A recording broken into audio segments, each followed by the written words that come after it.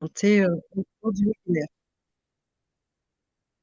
Voilà, donc avant de commencer, je vais vous rappeler rapidement le contenu de ce webinaire. On est ensemble donc jusqu'à 15h30. On va commencer par une petite introduction de madame Saint-Paul, donc de l'ARS et madame Brun de l'ADRETS. Ensuite, on vous présentera notre association et plus particulièrement la mission santé et territoire. Ensuite, on vous parlera du temps d'échange de pratiques que nous avons eu sur cette même thématique le 3 juillet, parce que ce webinaire est construit à partir d'un temps d'échange de pratiques qu'on a fait plus tôt dans l'année. On en est à la 5e édition cette année sur cette thématique de démarche participative en santé. D'ailleurs, ma collègue Sylvie vous fera un topo sur ce qu'on entend par démarche participative en santé de manière générale. Et aussi, on aura l'éclairage d'un intervenant dont je vous laisse la surprise tout à l'heure. Et on partagera ensuite 3 expériences de terrain, donc des expériences qui ont fait appel à des démarches participatives en santé et qui sont en lien avec des plans locaux de santé. Ensuite, on aura un temps de questions et d'échanges et puis on se retrouve tous ensemble aussi pour clôturer ce webinaire. On aura un petit sondage et on veut vous présenter un petit dossier de ressources qu'on a fait sur la thématique. Donc là, pour les participants du webinaire, vous pouvez constater que vos caméras et vos micros sont désactivés. C'est voilà, pour éviter les pollutions, les bruits qu'il pourrait y avoir. La vidéo, elle est enregistrée. Dans le bas de votre écran, vous avez 2 onglets. Il y a une partie où vous avez la possibilité de mettre des questions pour qu'on puisse ensuite les partager ensemble et nous inscrirons les réponses. Et vous avez aussi un chat, c'est là où vous pouvez discuter, tout le monde voit vos messages et on les voit en direct. Et puis à la fin, il y aura un sondage, donc je vous propose de le remplir avant de quitter le webinaire. Voilà, je vais tout de suite laisser la parole donc à Madame de Saint-Paul, donc de l'ARS, et suivie de Madame Brun.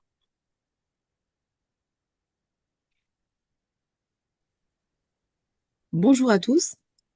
C'est bon, tout le monde entend. J'entends ça. Donc, Émilie de Saint-Paul, je suis chargée de mission à l'ARS Nouvelle-Aquitaine au niveau maintenant de la direction déléguée à la prévention et la promotion de la santé, donc au niveau régional. Euh, juste pour, je vous remercie déjà pour cette invitation et je suis très heureuse de pouvoir intervenir, en tout cas introduire cette démarche sur ce webinaire sur les démarches participatives dans au niveau local en santé. C'est particulièrement intéressant parce que l'enjeu est très important aujourd'hui sur tout ce qui est participation et tout ce qui est démocratie en santé. C'est quelque chose qui est prioritaire à toutes les échelles, que ce soit national, régional, même nous en interne à l'ARS, au niveau départemental, au niveau local, enfin à toutes les échelles, on a pour mission de travailler sur ces démarches participatives. C'est un, c'est un élément fondateur de la promotion de la santé. Donc, quelque part, c'est pour nous très important que à chaque fois que nous, dans notre action, et aussi, enfin, on le fait tant que faire se peut, mais et y compris jusqu'aux actions à l'échelle locale, actions menées par vous, participants, coordo de CLS, animateurs chargés de mission santé publique, coordo PTSM, etc. C'est extrêmement important pour nous que quand on alloue aussi des financements, mais pas que, ou quand on donne des moyens aux acteurs, que vous puissiez, à votre échelle, avec les moyens que vous avez, soutenir ces démarches participatives. Et ça, je pense qu'on a tous un rôle à jouer et on a tous des leviers importants autour de nous qu'il faut pouvoir activer. Donc, je sais qu'il y aura des interventions sur des exemples très concrets qui ont pu être mis en place. Parfois, c'est de la mise en œuvre directe avec du public. Parfois, ça va être de faire les liens à notre échelle dans le cadre d'une coordination de CLS avec les codev au niveau interco, au niveau des communes, les conseils citoyens, ça veut dire aussi les CDU au niveau des établissements de santé, ça veut dire, enfin, nous, au niveau des ARS, on a la CRSA, les commissions spécialisées, etc. Donc, c'est vrai que pour nous, c'est particulièrement, on a tous notre rôle à jouer sur les démarches participatives en santé. Je sais que dans les préparations que vous avez eues, il y avait des questionnements aussi sur euh, que pensait l'ARS ou quel pourrait être l'appui de l'ARS sur ces démarches participatives. Normalement, et ça fait partie, hein, nous, de nos critères d'instruction, on encourage à ce que dans les projets, au maximum il puisse y avoir des démarches participatives, quelles que soient leurs échelles. Après, ça dépend des moyens qu'il y a, mais c'est aussi pour ça que, avec la DRETS, nous finançons cette mission Santé Territoire. C'est pour pouvoir vous accompagner dans la mise en œuvre et avoir des outils pour pouvoir faire vivre cette démarche participative. Je sais qu'il y a aussi eu des questions autour de la refondation de la prévention, autour de comment fait-on quand on a des programmes probants, un peu clés en main, pour faire vivre ces démarches participatives. Ça, c'est vrai que c'est un sujet aussi très important. C'est important. Il faut pouvoir le mettre en place, notamment sur tout ce qui est les conditions de transférabilité des programmes probants. À partir du moment où on déploie un programme probant, il faut pouvoir identifier dans le programme, dans l'ajustement au programme, au contexte local, pouvoir faire vivre cette démarche participative est essentielle. Il y a peut-être moins de marge de manœuvre que sur une démarche purement participative avec un projet qui naît directement des personnes concernées, ça c'est sûr. Mais je pense qu'il y a quand même des leviers pour pouvoir s'appuyer dessus et s'en rapprocher le plus possible. Et j'aime aussi à penser que plus on l'utilisera dans les projets, plus on l'utilisera dans l'adaptation des programmes probants, plus les actions et les démarches participatives en santé nourriront et seront proposées comme seront évaluées et seront remontées comme des actions probantes plus haut, et plus cette démarche sera partagée. Donc voilà, c'était juste pour dire quelques mots et voilà. Donc j'ai hâte aussi d'entendre les interventions. On avait juste les noms un peu comme vous, on n'a pas eu le contenu, donc voilà, j'espère pouvoir aussi avoir pas mal de voilà, à pouvoir être inspiré, parce que c'est ça aussi l'objet de ces webinaires, pouvoir être inspiré de ce qui se passe ailleurs. Et je me tiens à votre disposition pour répondre éventuellement aux questions jusqu'à la fin de ce webinaire. Donc, je vais poursuivre. Madame Brun, chef du service politique de la ville à la DRETS de Nouvelle-Aquitaine. Donc, DRETS, c'est la direction régionale de l'économie, de l'emploi, du travail et des solidarités.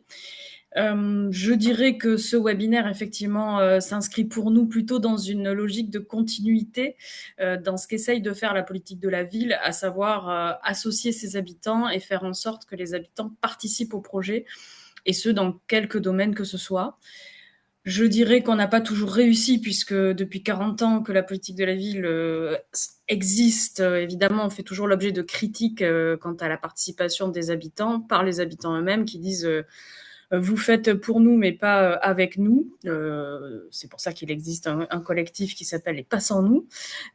Donc, on est obligé de continuer d'y travailler. On y travaille d'ailleurs avec notre centre de ressources politiques de la ville, Pays Quartier Nouvelle-Aquitaine, qui effectivement relance toujours ce sujet de la participation des habitants, qui est inscrit donc dans la loi Lamy de 2014, qui a existé à travers des conseils citoyens, mais qui ont plus ou moins bien fonctionné, parce qu'il faut aussi investir beaucoup dans l'animation.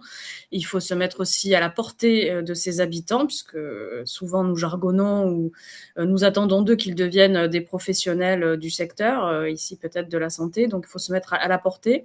Et donc on va poursuivre ce travail avec Pays Quartier Nouvelle-Aquitaine pour essayer d'avoir des méthodes qui puissent effectivement permettre de vraiment associer les habitants sans qu'ils ne décrochent.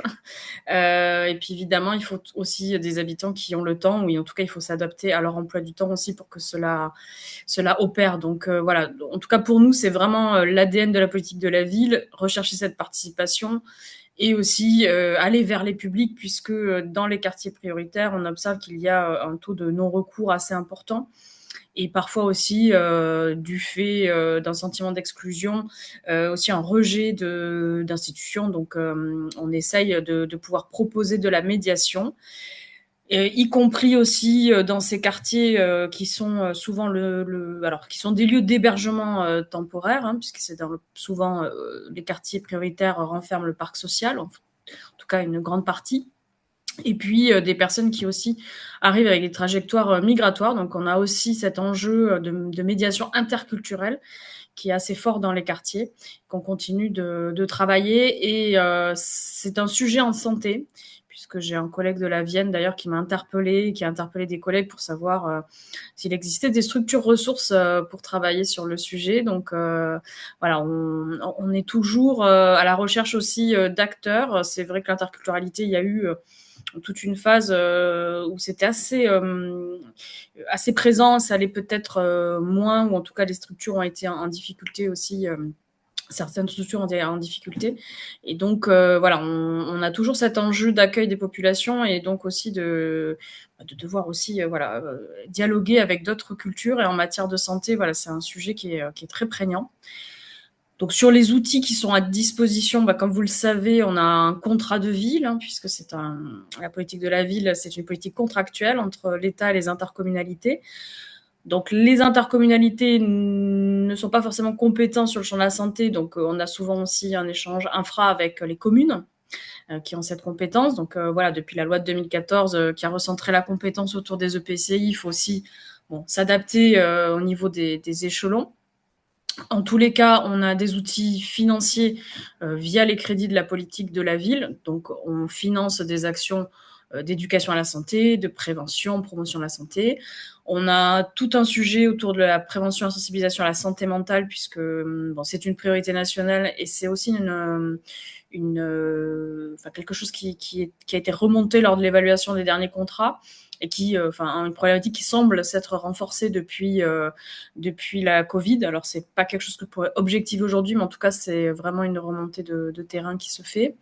Et puis, on finance aussi, effectivement, l'accès aux soins. On a aussi d'autres outils de participation qui peuvent être activés dans le champ de la santé, puisqu'on dispose d'un fonds de participation des habitants.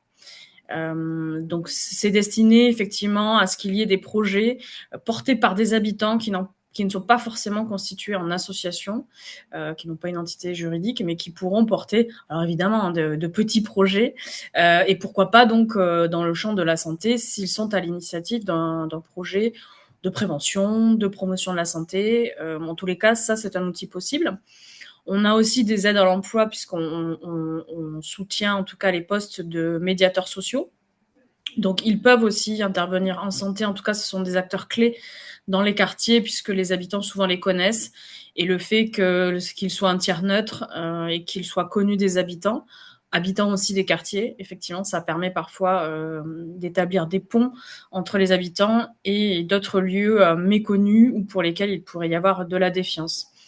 Donc, on a aussi comme vous le savez, tous les dispositifs là qui visent vraiment la transformation dans le dur. Je pense aux opérations de rénovation faites par l'ANRU. Je pense à la Banque des territoires aussi. C'est-à-dire que quand on pense un quartier, on doit le penser aussi en intégrant des éléments sur la santé. Alors, ça peut être des locaux pour les professionnels. Ça peut être aussi, effectivement, des études en santé environnementale. Je ne vais pas m'étendre sur le sujet. En tous les cas, ça, c'est assez important puisqu'on s'aperçoit aussi dans les projets d'aménagement, notamment sur le volet dynamique commerciale, on recherche plutôt une mixité.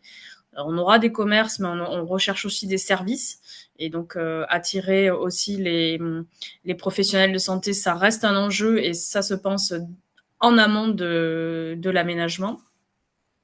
Et puis, alors, je crois qu'on aura un témoignage, en tous les cas, là, cet après-midi. Jean Castex, à l'époque Premier ministre, puisque cette politique de la ville, elle est interministérielle. Donc, évidemment, là, c'est plutôt le ministère de la Santé qui s'occupe du sujet. Mais en tous les cas, et d'ailleurs, dans les contrats, le volet santé, c'est souvent le contrat local de santé et CLSM qui fondent le contenu de ce volet.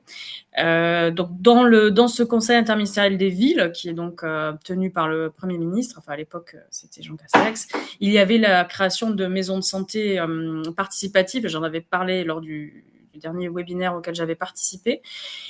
Et il me semble que l'expérimentation, si je ne me trompe pas, était à Poitiers. Donc, voilà, on aura effectivement peut-être des enseignements à tirer de cette expérience. En tout cas, c'était le seul lieu qui était retenu en Nouvelle-Aquitaine. Et on a, alors là, je dirais que c'est tout l'enjeu peut-être pour vous dans le champ de la santé et dans ces quartiers, c'est d'arriver aussi à vous mettre en relation avec les acteurs clés du quartier. Donc souvent, ce sont des associations, des régies de quartier. Et d'ailleurs, pas plus tard qu'hier, je lisais dans Le Monde un article sur Angoulême, sur le quartier du Bassot, et sur cette action d'éducation à la sexualité, mélangeant d'ailleurs hommes et femmes, qui était justement adossée à la régie de quartier. Donc voilà. On doit s'appuyer aussi sur ces acteurs-là, qui sont les acteurs qui sont tout le temps dans ces quartiers, qui connaissent très bien la population et qui vous permettront d'avoir une intervention peut-être facilitée dans ces quartiers pour ceux qui n'y sont pas implantés. Et bien sûr, je vais m'en tenir là pour laisser la parole, mais je peux répondre à toute question à l'issue des présentations.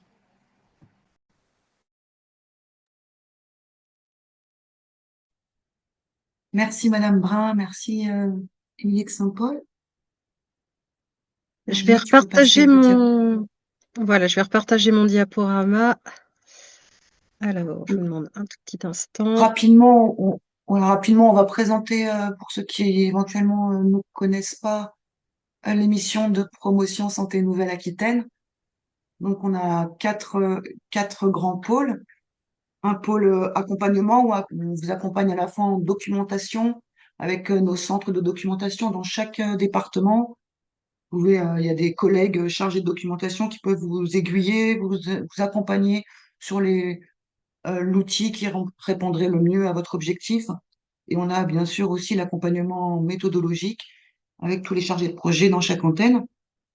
On a un pôle au projet et programme où on déploie les programmes sur la région qui s'appuie sur des leviers d'efficacité jugés comme des probants, des données probantes.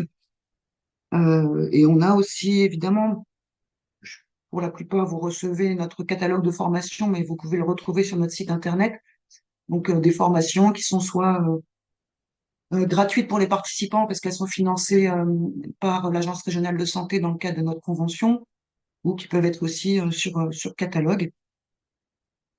Et enfin, un pôle ressources où à la fois on peut éditer des documents. Je vais vous partager dans le chat, notamment le dernier qu'on a sorti, l'essentiel sur la promotion de la santé, qui pourra vous donner un petit peu une version plus concrète de ce qu'on peut faire.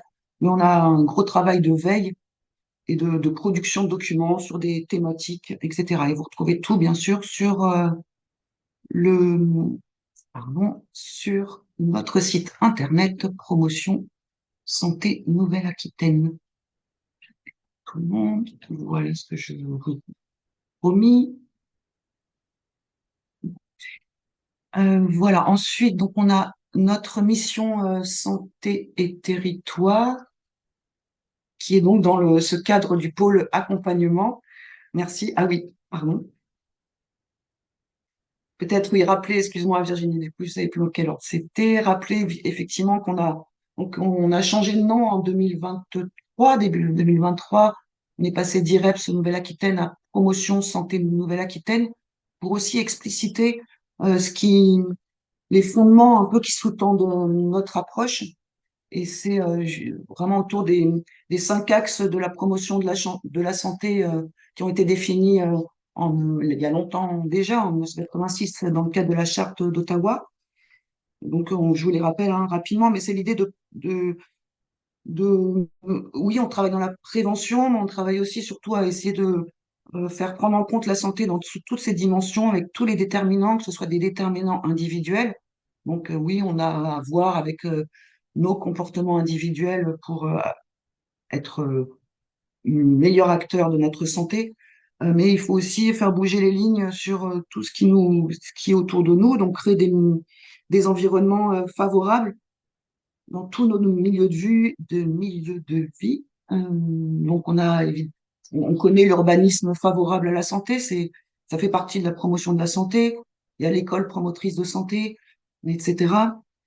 On a aussi à cœur d'essayer de faire bouger un petit peu au niveau des services, que ce soit des services de santé, mais beaucoup plus largement tous les services qui ont un impact sur les déterminants de la santé, que ce soit les services médico-sociaux, sociaux, sanitaires, pour à la fois changer de pratique, à la fois modifier un petit peu ses postures. Par exemple, toutes les démarches d'aller vers vont dans cette optique de réorienter les services pour qu'ils répondent au plus près des besoins des populations. Et on a plus globalement l'attention, euh, les plaidoyers pour que dans toutes les politiques de santé publique, la santé puisse être bien prise en compte. Et dernier axe qui nous concerne aujourd'hui, c'est renforcer l'action communautaire, c'est-à-dire faire en sorte qu'à la fois, enfin, déjà croire en l'intelligence collective, à la force du groupe, à, à, à développer un pouvoir d'agir. Et comme le disait Madame Brun, ne faites pas de la santé sans nous, quoi. Et donc, on est un peu dans ce champ-là aujourd'hui, dans le cadre de notre webinaire qui est organisé, merci Virginie, tu peux y aller, qui est organisé dans le cadre de la mission Santé et Territoire, qui est une mission très ancienne, qui était développée au départ en Gironde, puis en Aquitaine, et depuis 2021 sur toute la région Nouvelle-Aquitaine. Et on a donc une grande mission d'accompagnement, des coordinations. Donc au départ, c'était vraiment pour accompagner justement les ateliers santé-ville qui avaient cette délicate mission de faire vivre la santé communautaire dans les quartiers en créant les passerelles entre le sanitaire et la politique de la ville. Donc la mission santé-territoire, elle s'est créée pour renforcer les compétences des coordinateurs d'ateliers santé-ville, et puis elle s'est développée petit à petit à fur et à mesure des modifications du paysage, avec la création des contrats locaux de santé, puis des conseils locaux de santé mentale, et même aujourd'hui, on a les projets territoriaux de santé mentale. Donc, on accompagne les coordinateurs à toutes les étapes du projet, donc au niveau individuel. Après, on organise aussi au niveau départemental des temps d'échange de pratiques où que ce soit des coordinateurs de plans locaux de santé et les animateurs de santé publique, ils puissent se rencontrer pour échanger soit sur une thématique, soit sur leur manière de faire, sur des outils. Et à l'échelle régionale, donc on organise notamment ce cycle on appelle un cycle de temps d'échange de pratiques suivi d'un webinaire, puisque comme l'a précisé Virginie au tout départ, on a d'abord fait un temps en juillet entre les cordeaux et les animateurs de santé publique sur cette question des démarches participatives en santé, qui a permis avec eux aussi, avec un petit groupe qui était, on s'est réunis 2 fois dans la foulée, en août et en septembre, pour construire ce webinaire. Voilà, donc vous avez des collègues dans toutes les antennes qui peuvent venir vous accompagner, qui connaissent assez finement les démarches locales de santé, les contraintes que peuvent vivre les coordinateurs et qui peuvent vous accompagner notamment pour l'évaluation des plans locaux de santé en lien avec l'Observatoire régional de santé, et puis plus pragmatiquement, qui peuvent vous accompagner aussi pour animer un comité technique ou un comité de pilotage, trouver des petites méthodes pour que ce soit plus dynamique aussi. Et on a aussi un mini-site qui s'appelle Santé et Territoire Nouvelle-Aquitaine.org. Vous avez là sous les yeux le QR code pour vous y connecter si vous n'êtes pas déjà abonné, où on met à jour les informations sur les plans locaux de santé. Donc, n'hésitez pas, si vous voyez qu'il y a des informations qui sont obsolètes avec tous les changements, les nouveaux contrats qui sont écrits, on essaye de suivre, mais parfois, on est un petit peu en retard. Donc, n'hésitez pas à nous signaler les changements à faire. Et puis, on a des veilles sur les thématiques, les outils, les méthodes pour accompagner notamment ces démarches-là. Voilà.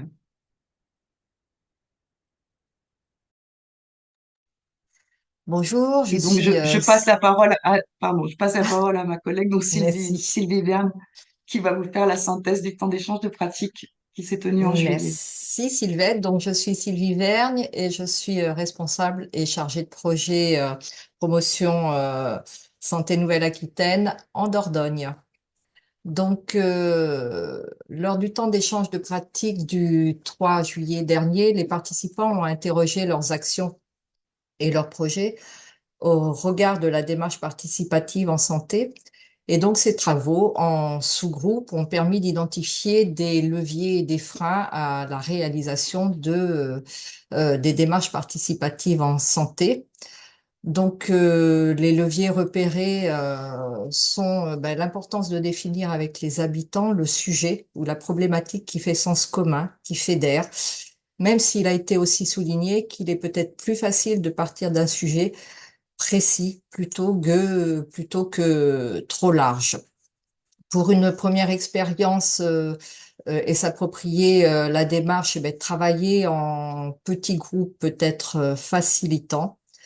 Ensuite, choisir et utiliser des supports, des outils techniques d'animation, des manières d'animer qui aident et avec lesquels les professionnels vont se sentir davantage à l'aise.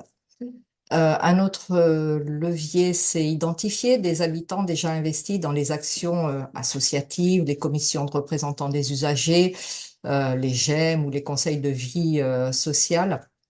L'intérêt est qu'ils ont déjà une posture et des habitudes du collectif et donc des habitudes de la coopération qui peuvent être très intéressantes en démarche participative en santé. Et enfin, le besoin de formation sur les démarches participatives en santé. Ensuite, concernant les freins, il y a aussi plusieurs points. Donc, le premier, c'est d'avoir une vigilance avec le jargon professionnel qui n'est pas toujours accessible ou compréhensible à tous. Ensuite, le sentiment de ne pas se sentir légitime, que ce soit du côté des habitants ou des coordinatrices, coordinateurs.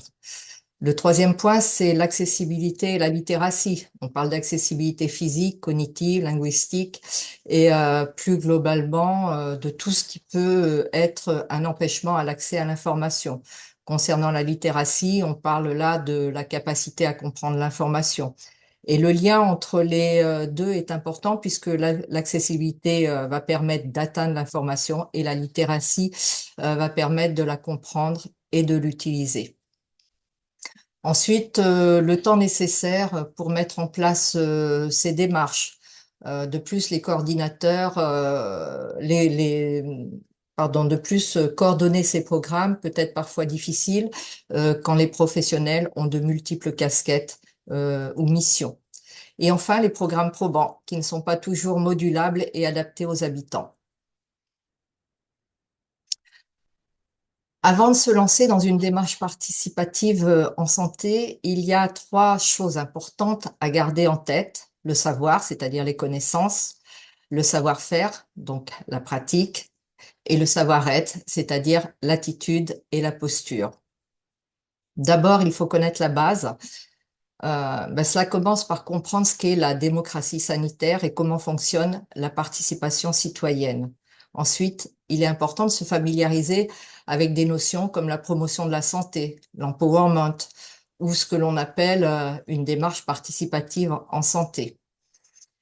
Il faut aussi comprendre qu'il existe différents niveaux de participation.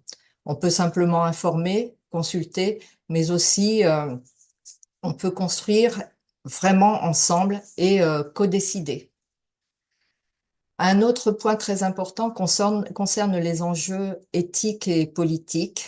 Qui participent? Est-ce que tout le monde est présent? Est-ce que chacun a vraiment la possibilité d'agir?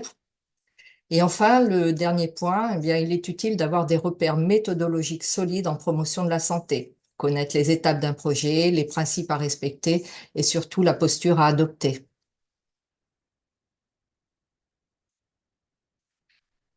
Pour réussir une démarche participative en santé, il y a quelques ingrédients essentiels. D'abord, reconnaître les savoirs de chacun, qu'ils viennent de l'expérience de vie ou de l'expérience professionnelle. Ensuite, il est important aussi de considérer la santé comme un enjeu communautaire. Parfois, certains partenaires affichent des démarches participatives, mais ne peuvent pas toujours les mettre en œuvre, et ça, il faut en être conscient. Il faut aussi adopter une posture de facilitateur pour faire de la place aux personnes et engager une coopération sincère. Et surtout, il faut croire en l'intelligence collective et en ce que l'on peut construire ensemble. En être convaincu, c'est très important. Quand on parle d'initier une démarche participative en santé, il y a quelques points essentiels à garder en tête. D'abord, il faut identifier les ressources dont on dispose. Ça veut dire regarder ce que peut chacun apporter, les connaissances, les compétences, le temps, les moyens financiers et surtout valoriser ce que le professionnel et les habitants peuvent mettre ensemble dans le projet. Ensuite, il est important de mettre en lien les politiques publiques avec ce qui se passe sur le terrain. Il s'agit là de créer de la cohérence entre les décisions politiques, les actions locales et les citoyens pour construire ensemble des projets qui ont un sens pour tous. Il faut aussi préparer les professionnels à cette démarche et surtout à l'idée de donner du pouvoir d'agir aux habitants. Cela peut demander d'adapter sa posture, de travailler différemment et de reconnaître que chacun peut vraiment contribuer.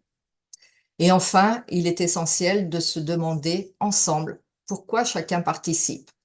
Comprendre les motivations de tous permet de construire un projet partagé où tout le monde se sent impliqué et surtout utile.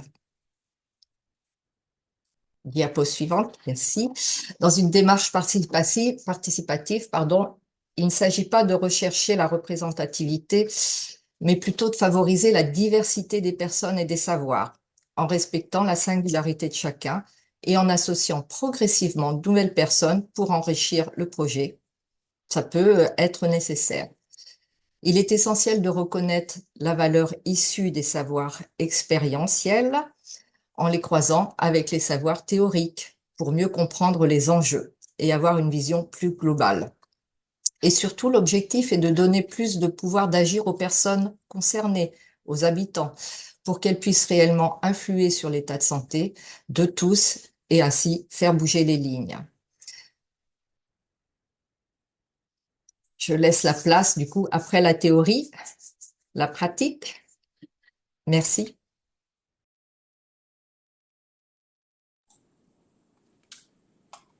Merci, bonjour à toutes. Je crois que si je ne me trompe pas, je dois être peut-être le seul garçon, à moins qu'il y en ait dans les participants. En tout cas, merci de m'avoir invité. Merci à Virginie d'avoir pensé à moi et à l'association AIDE, que je représente évidemment. Alors, je suis Angelo, je suis le président régional de Nouvelle-Aquitaine de l'association AIDE. Et évidemment, c'était, je pense, une bonne idée de penser à l'association AIDE pour parler de démarches participatives que nous, on appelle de façon plus, je sais pas, en tout cas c'est peut-être un ancien terme, mais plutôt démarche communautaire. C'est comme ça qu'on fonctionne. Vous savez, l'association AIDE a plus de 40 ans aujourd'hui, elle a été créée en 84. Et, et la démarche communautaire, c'est vraiment son ADN, c'est vraiment comme ça que c'est sa marque de fabrique. Nous fonctionnons comme ça. Et d'ailleurs, c'est aussi, et ça a été évoqué tout à l'heure par Mme de Saint-Paul, c'est aussi quelque chose qui est reconnu aujourd'hui dans le paysage associatif, et notamment de l'ARS, qui nous reconnaît vraiment cette compétence de démarche communautaire et d'aller vers les populations les plus vulnérables. Alors pour la petite histoire, vous le savez peut-être pas, mais notre association a été fondée en fait par Daniel Defer. Et si je raconte ça, c'est parce qu'il y a quand même un lien avec notre région, puisque c'est à l'issue du décès de son compagnon Michel Foucault, un philosophe connu à l'époque, qui est mort du sida en 84 sans jamais l'avoir su. Et parce qu'on ne pouvait pas dire à cette époque-là. Et ce décès a créé vraiment une colère auprès de Daniel Defer, qui a décidé, quelques mois plus tard, de lancer un mouvement et de fédérer la communauté, plutôt homosexuelle, mais la communauté des personnes séropositives, pour leur donner la parole et faire en sorte que ces personnes puissent s'exprimer, exprimer leurs besoins et considérer que finalement ils étaient les mieux placés pour savoir ce qui était bon ou pas pour elles-mêmes en fait. Donc en fait la démarche communautaire, alors déjà le côté communautaire, qu'est-ce qu'on appelle une communauté? Chez nous, ben, c'est plutôt plusieurs identités, plusieurs groupes de personnes qui peuvent représenter plusieurs identités qui se regroupent autour d'une même cause. Là, en ce qui nous concerne, c'est la lutte contre le VIH. Et comme je viens de vous le dire, vraiment, c'est un regroupement de ces personnes qui savent ce qui les expose, ce qui les freine, ce qui les protège aussi, et ce qui fonctionne ou pas pour elles-mêmes. Donc c'est vraiment la base de notre fonctionnement. Alors ça veut dire quoi chez nous? Ça veut dire qu'à tous les niveaux, Ce sont ces personnes, les personnes concernées, qui définissent les priorités dans notre association, qui participent également à la conception de toutes les actions à différentes échelles. On l'a vu tout à l'heure, on vient juste dans l'intervention précédente, qu'il y a plusieurs niveaux de démarches communautaires ou participatives, et que ces personnes sont impliquées dans les décisions qui les concernent dans notre association. Donc c'est pas seulement un slogan, la démarche communautaire, c'est vraiment un mode d'action qui structure notre fonctionnement, à tel point que finalement, ça fait partie d'un de nos 4 grands principes d'action autour desquels on doit se référer en permanence. Toute action, à tout niveau que ce soit chez Aide, doit répondre aux 4 principes d'action, dont celui de la démarche communautaire. Ça, c'est une obligation absolue. Alors, pourquoi ça fonctionne? Pour plusieurs raisons. Déjà parce que ça répond en fait à trois besoins essentiels en santé publique. Le premier, c'est la légitimité. Je l'ai vu tout à l'heure. Voilà, c'est quelque chose d'important parce que quand quelqu'un partage en fait les mêmes réalités, les mêmes vécus, parfois les mêmes codes, parce que dans notre grande communauté, on va avoir plusieurs sous-communautés où on parle. Et du coup, les codes, selon qu'on est une personne homosexuelle ou une personne usagère de drogue, on ne vit pas forcément dans le même milieu et on n'a pas tous et toutes les mêmes codes. Donc, c'est aussi la force du communautaire, c'est de pouvoir comprendre et mieux réagir au code des différentes sous-communautés, si on peut dire comme ça. Et l'échange est plus direct. Donc c'est vraiment une proximité qui change tout. On parle vrai, on parle comme les gens le vivent, sans filtre, et finalement les besoins apparaissent plutôt facilement et assez clairement. Donc évidemment, c'est plutôt quelque chose qui est efficace, puisque les actions qu'on va mener partent directement du terrain, c'est-à-dire des réalités de vie des personnes. On s'adapte en permanence. Il faut avoir une grande capacité d'adaptabilité, puisque c'est vraiment quelque chose qui part des personnes et qu'on décline ensuite au fur et à mesure. Et c'est pas quelque chose qu'on ne fait pas des actions, je veux dire, qui sont imaginées dans un bureau et ensuite déclinées sur le terrain. C'est vraiment le sens inverse. On part des besoins identifiés sur le terrain pour imaginer ensuite des actions. Donc c'est vraiment ce qui rend nos actions, nos interventions pertinentes, qu'il s'agisse en fait à la fois soit de prévention, d'accompagnement vers le soin, de réduction des risques ou de lutte contre le VIH et les hépatites. Voilà. Et évidemment, le troisième besoin, et ça, je pense que c'est quelque chose qui est valable partout, c'est la confiance. Ça a été évoqué tout à l'heure. La confiance, quand on parle, en plus de ce qui nous concerne, quand on parle sexualité, drogue, discrimination, santé mentale, enfin, c'est vraiment important que la confiance soit là, parce que c'est des sujets qui sont tellement difficiles. On a affaire beaucoup à des populations stigmatisées et qui ont l'habitude, malheureusement, ou en tout cas craint d'être jugées, que la confiance, c'est vraiment quelque chose de primordial.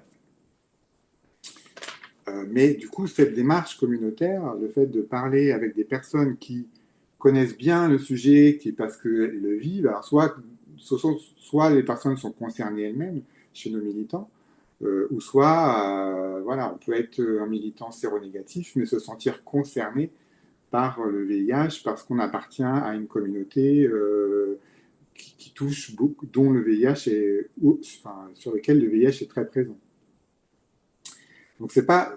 Et ce que je pourrais rajouter en fait comme force aussi de la démarche participative, c'est que c'est pas seulement un simple modèle social. En tout cas, et pour nous, c'est vraiment la finalité de la démarche communautaire, c'est l'approche politique. C'est-à-dire ce qu'on appelle chez nous la transformation sociale qui passe par le plaidoyer. Finalement, tout ça, ce qui est important, c'est que les personnes puissent agir pour elles-mêmes et agir de façon durable. Et pour agir de façon durable, eh ben, il faut souvent agir sur la politique et sur tout ce qui peut être mis en œuvre pour que les choses qui sont mal vécues ou qui ne sont pas bien faites puissent changer. Donc vraiment, c'est cette ambition que la démarche communautaire a chez nous, c'est de réduire les vulnérabilités, lutter contre la stigmatisation, garantir l'accès aux droits, par exemple, et faire évoluer les politiques publiques. Et c'est aussi un moyen de donner une place active et visible et reconnue des personnes concernées. Alors comment ça se concrétise un petit peu chez nous? Eh ben, ça, à tous les niveaux, déjà, le premier levier de la démarche participative, c'est la mobilisation. Nous, chez AIDE, depuis toujours, les militants qui forment l'association sont eux-mêmes, pour la plupart, on n'est pas à 100% de communautaires, mais finalement, on peut se reconnaître dans les communautés, je vous l'ai dit tout à l'heure, sans être directement concernés par la problématique. Et du coup, les militants qui construisent AIDE sont des militants communautaires qui appartiennent aux différentes communautés qui se regroupent autour de la lutte contre le VIH. On peut avoir donc, du coup les plus grandes communautés, enfin en tout cas groupes de personnes qui sont le plus touchés, donc la communauté LGBT, plus en particulier HSH, des hommes qui ont une relation avec d'autres hommes, la communauté des personnes migrantes, la communauté des personnes usagères de drogue, notamment en intraveineuse, puisqu'elles ont été beaucoup concernées, notamment au début d'épidémie. C'est moins le cas aujourd'hui en termes épidémiaux, mais ça reste quand même une population clé. Donc voilà, c'est vraiment cette mobilisation de personnes concernées par cette problématique de lutte contre le VIH qui fait que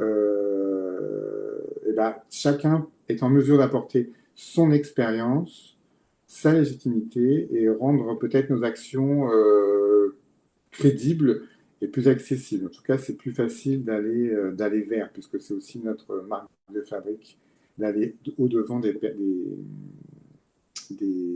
usagers, usagères, comme on peut appeler, enfin, nos publics. Mais ça se concrétise également dans la construction des actions, c'est-à-dire, je l'ai vu un peu passer tout à l'heure, effectivement, il y a la fameuse phrase « rien pour nous sans nous ». C'est vraiment là-dessus, c'est-à-dire qu'on va faire pour les personnes, mais surtout avec les personnes, et vraiment à tous les niveaux. Donc que ce soit dans nos actions du quotidien, d'aller faire de la prévention, de la réduction des risques auprès d'une communauté africaine, par exemple. Vraiment, ça, c'est du quotidien. Et de façon plus large et sur du plus long terme, quand on fait de la transformation sociale ou du plaidoyer, et bien aujourd'hui, on est présent dans pas mal d'instances de démocratie sanitaire.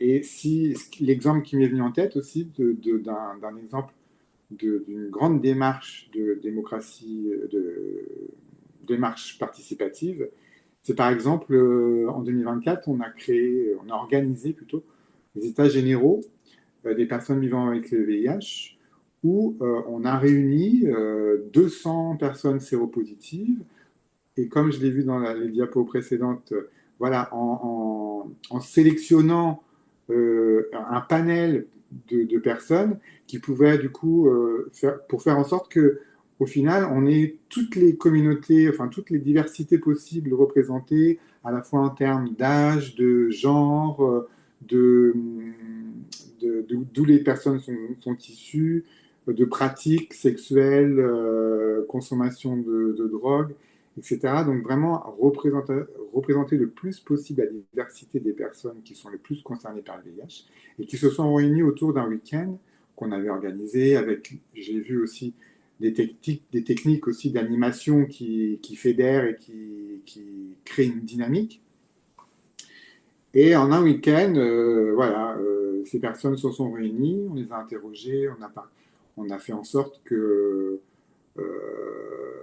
qu'elles puissent s'exprimer et est sortie toute une série de recommandations euh, à destination, alors soit de professionnels de santé, soit de décideurs, soit des communautés elles-mêmes, soit des associations comme la nôtre ou partenaires, voilà, et qui ont été directement à chaud, je dirais, été amenées au ministère de la Santé dès le lundi matin avec une petite délégation des personnes qui avaient participé à l'élaboration de ces recommandations. Donc voilà, D'accord. c'est pour l'exemple de comment ça fonctionne. Ok, c'est vrai que c'est un bel exemple et même la démarche de aide, la démarche communautaire. Merci beaucoup de nous avoir partagé ça. Mais avec plaisir. J'imagine qu'on peut retrouver les recommandations dont tu Et parlais. ouais, sur notre site internet. D'accord. Et en plus, il y a des évaluations qui ont été faites, etc. Donc en ce moment, il y a des choses qui viennent de sortir et je pourrais facilement vous transmettre les éléments. D'accord, comme ça on pourrait peut-être les joindre au mail qu'on enverra aux participants par la suite. Ça, c'est J'aurais possible. aimé t'écouter plus longtemps, Angelo, mais il faut que je passe la parole à notre intervenante suivante. Avec Euh, plaisir. Et je peux merci répondre aux beaucoup. questions s'il y en a. Oui, il y aura un moment d'échange, donc je pense qu'il y aura sans doute des questions. Merci beaucoup. Garance, je te laisse la parole, je te laisse te présenter et présenter le centre de santé.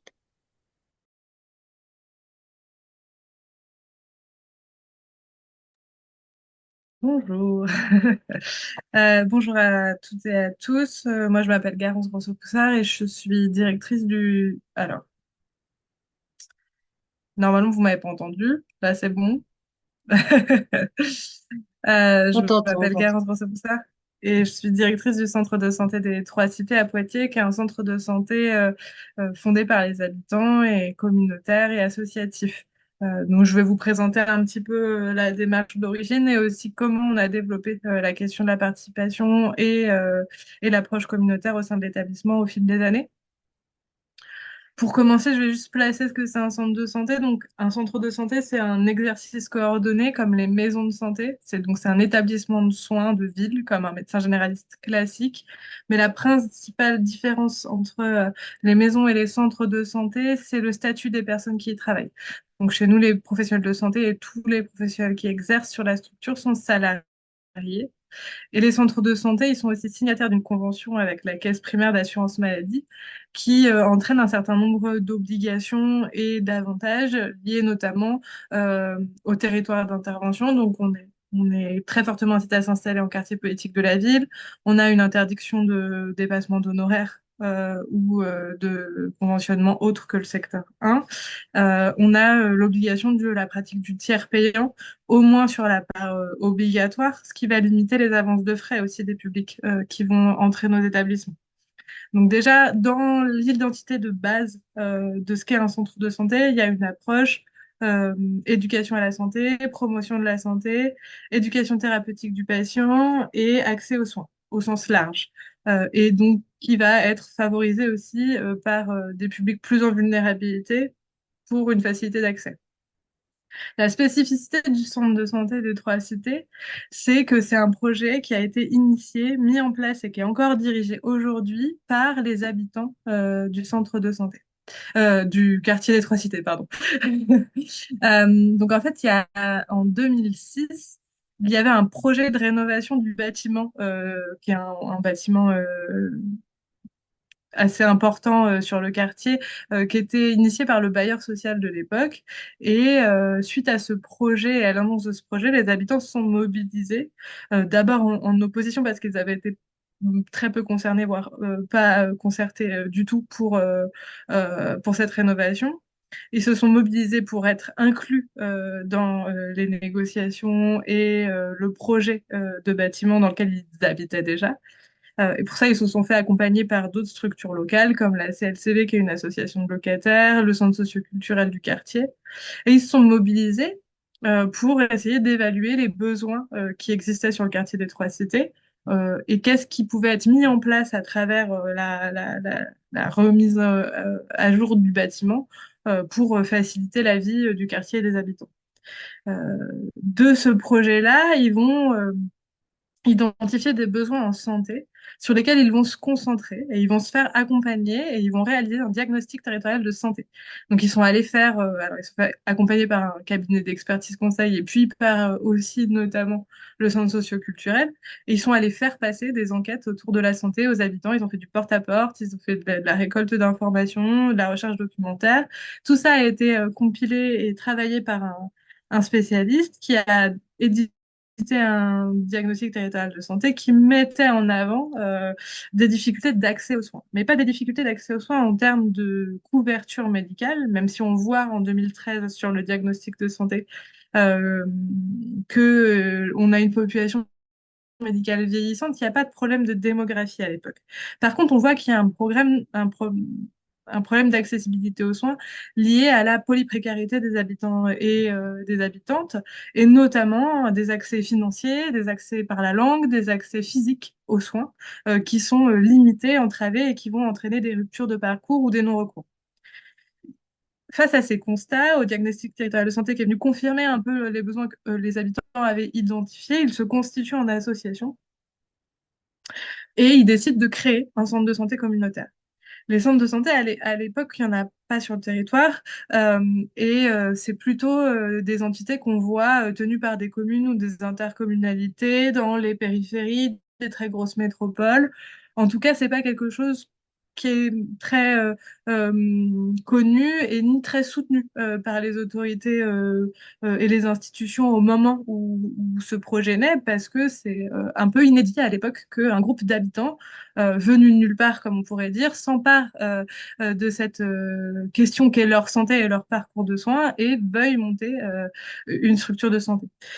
Et finalement, ils finissent par trouver des médecins généralistes et déposer tous les documents demandés par les autorités sanitaires pour ouvrir en décembre 2015. Et ils ouvrent notamment aussi grâce à un crowdfunding. Donc, ils ont fait un financement participatif qui leur a permis de trouver les fonds nécessaires qui leur manquaient pour l'ouverture du site.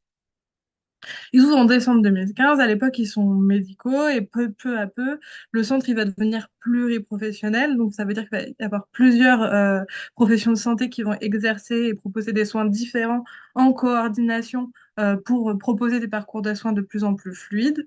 Mais va rester au sein de l'identité même de l'établissement la question de la participation des usagers. Puisque les centres de santé, c'est des structures qui sont tenues par d'autres structures à but non lucratif. En l'occurrence, ici, c'est une association, mais ça aurait pu être une commune, une intercommunalité, une mutualité. Ici, c'est une association d'habitants, l'association de gestion du centre de santé des Trois Cités. Elle est composée d'habitants, de patients et de structures locales qui ont soit participé de la création de l'établissement, comme la CLCV, l'association de locataires par exemple, ou de structures qui ont un rôle sur le quartier qui paraît important de valoriser dans l'approche et les activités que peut développer l'établissement. La dernière structure à être rentrée dans le conseil d'administration, c'est l'entente sportive, c'est le club de foot des Trois Cités, euh, avec lequel il y a un lien important à mettre en place parce que c'est aussi une population que nous, on partage en termes de patientèle et comment on apprend à travailler ensemble, comment on fait des actions de prévention ensemble, etc. Ça, c'est pour l'historique un petit peu de la démarche participative et communautaire. Historique, oui, mais toujours à l'actualité, puisque c'est toujours le conseil d'administration, les administrateurs, les adhérents, les habitants qui vont rédiger le projet de santé. Par exemple, il y a un projet de rénovation du projet de santé qui est en cours et il est tenu par un groupe d'adhérents qui se réunit régulièrement pour travailler et retravailler et rechercher les nouvelles données mises à jour, euh, le projet de santé, en tout cas, il est encore dans leurs mains et c'est l'idée que cet établissement, il reste le fruit des décisions, des politiques et de la stratégie des habitants et de ses adhérents. Depuis 2022, il y a un paramètre qui vient s'ajouter dans le caractère communautaire et participatif de la structure, qui est que le centre de santé des Trois Cités, il est rentré dans une expérimentation qu'on appelle SECPA, structure d'exercice coordonné participative. C'est une expérimentation nationale. On est 26 structures en France, centres et maisons de santé, à expérimenter des fonds qui vont venir favoriser la participation des usagers et réduire les inégalités sociales de santé. SECPA, c'est aujourd'hui en période de transition et ça devrait rentrer dans le droit commun, en tout cas, on l'espère, 2026-2027. Tout le monde a conscience des difficultés de vote budgétaire en ce moment. On n'a pas de perspective précise sur la date. En tout cas, elle a été validée par les comités scientifiques et techniques et donc elle devrait, à un moment donné, rentrer dans le droit commun. Sous quelle forme reste à définir. Donc SECPA, c'est une expérimentation qui va venir financer de l'humain sur les établissements de santé, de l'humain qui a pour objectif donc de réduire les inégalités sociales de santé et de favoriser la participation des usagers. Et c'est notamment le cas à travers les postes de psychologues, d'accueillants, de médiateurs en santé, de travail social et d'interprètes. Mais aussi, ça vient financer des temps médicaux, donc des temps de professionnels médicaux dédiés à la démarche participative. La démarche participative, c'est assez large. Dans la définition du cahier des charges que nous, on a, c'est directement ce qu'on va dire la participation des usagers à leur projet de santé, mais c'est aussi à la construction et à la co-construction de toutes nos actions de prévention. Ces fonds-là, ils nous ont permis de concrétiser un certain nombre de choses qu'on avait déjà identifiées, qui avaient déjà été inscrites au projet de santé dès l'ouverture du centre en 2015, mais dont on n'avait pas forcément les moyens de développer sur la structure. Mais ils sont aussi venus faciliter et renforcer notre démarche participative au quotidien. Notamment sur toutes nos actions de prévention et l'inclusion plus systématique des patients et des usagers dans les différentes activités, les différents groupes de parole, euh, les différents ateliers que l'on peut proposer. Euh, donc ça, c'est venu renforcer la démarche participative et c'est le deuxième, on va dire, le deuxième grand axe de l'établissement. L'objectif de cette expérimentation, c'était de montrer l'adéquation entre les approches communautaires et les approches participatives de santé et les besoins des publics les plus vulnérables. Notre approche, et ce que nous, on va défendre, c'est en lien direct avec les contrats locaux de santé, et notamment, donc nous, on dépend de celui de Poitiers, qui a un axe très important sur l'inclusion des publics vulnérables, la limitation des réductions, des renoncements aux soins et des ruptures de parcours. C'est vraiment l'axe dans lequel on va s'inscrire le plus intensément parce que c'est au cœur de notre activité de comment on fait pour coordonner et entourer un maximum les parcours pour à la fois faciliter le soin des publics les plus éloignés, mais limiter le renoncement aux soins des publics les plus vulnérables. Pour ça, on s'appuie aussi sur un réseau local. Au-delà du cadre de politique de santé de la ville, on s'appuie aussi sur un réseau local d'acteurs avec lesquels on va travailler sur les notions d'aller vers, sur l'inclusion des usagers, sur les diagnostics qu'on peut faire sur le territoire des trois cités et sur lesquels nous, on va pouvoir intervenir. Je pense que j'arrive au bout de mes 10 minutes, donc je vais juste faire une petite phrase sur nos limites et ce qu'on peut encore améliorer. Et puis après, s'il y a des questions, je pourrais approfondir. Ce que je disais tout à l'heure, c'est qu'on peut encore améliorer les choses et on peut encore fluidifier notre démarche et intensifier notre démarche communautaire et participative, notamment dans l'inclusion systématique des usagers. C'est quelque chose qui est quand même assez peu pratiqué dans la médecine classique, on va dire. En tout cas, c'est pas quelque chose qu'on trouvera au tableau des heures de cours des futurs médecins. Et donc, c'est quelque chose qu'on travaille au quotidien. Donc, comment on implique mieux, comment on implique plus le patient dans son propre parcours et dans ses propres compétences. Mais c'est des choses qui sont en cours et qui petit à petit prennent une forme de systématisation. Ça, c'est un des points d'amélioration. Le deuxième point d'amélioration que je pourrais noter, il va aussi beaucoup dépendre du futur de l'expérimentation SECPA et des missions qui seront financées demain par rapport à celles qui sont financées aujourd'hui. Nous, on a un projet de santé qui est en rénovation et qui travaille l'inclusion systématique de la participation et l'aspect communautaire de nos approches. Mais si demain on arrête d'être financé, à un moment donné, on va se retrouver face à des réalités qui vont être dramatiques sur l'accompagnement des publics les plus vulnérables et le renforcement du pouvoir d'agir de ces publics aussi. Merci pour votre écoute. Merci beaucoup pour cette intervention. Maintenant, nous allons passer la parole à Madame Debos, qui est cadre de santé et animatrice santé publique au groupe hospitalier Littoral Atlantique. Madame Debos, je vous vois très bien. Je vous propose, il me semble que vous avez un diaporama à nous partager. Ou Oui, tout à peut-être pas. fait. Oui, d'accord, je vous laisse prendre la main.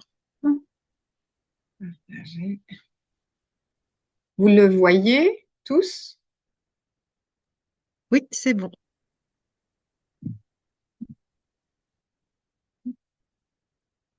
Carole Debauche, je suis animatrice en santé publique sur le groupement hospitalier de territoire. Alors, par contre, moi, je vous... Attendez. Non, je ne vais pas pouvoir faire ça. Je ne peux pas le mettre en grand écran, autrement, je ne... Vous le voyez là? OK. Quand je le mets en grand écran, je ne vous vois plus du tout. Donc, je vais laisser comme ça. Donc, je suis animatrice santé publique sur le groupement hospitalier de territoire Nord-Charente-Maritime, plus particulièrement basé sur La Rochelle. Et je vais vous présenter un dispositif qui s'appelle Santé en mouvement et qui, en fait, est un dispositif itinérant d'accès aux soins et à la prévention à destination des publics qui en sont les plus éloignés. Il fait suite à un diagnostic de territoire de 2020-21 via les données de l'ORS, mais aussi des données de l'INSEE et aussi des données du Centre de coordination du dépistage organisé du cancer. Il s'inscrit donc dans un paysage local sur donc le territoire couvert par le GHT. Et ce diagnostic mettait en avant des indicateurs socio-économiques et de santé défavorables, ainsi que des indicateurs de périnatalité particulièrement défavorables également, avec un recours à l'IVG chez les moins de 19 ans qui était relativement important par rapport à la moyenne régionale et même nationale.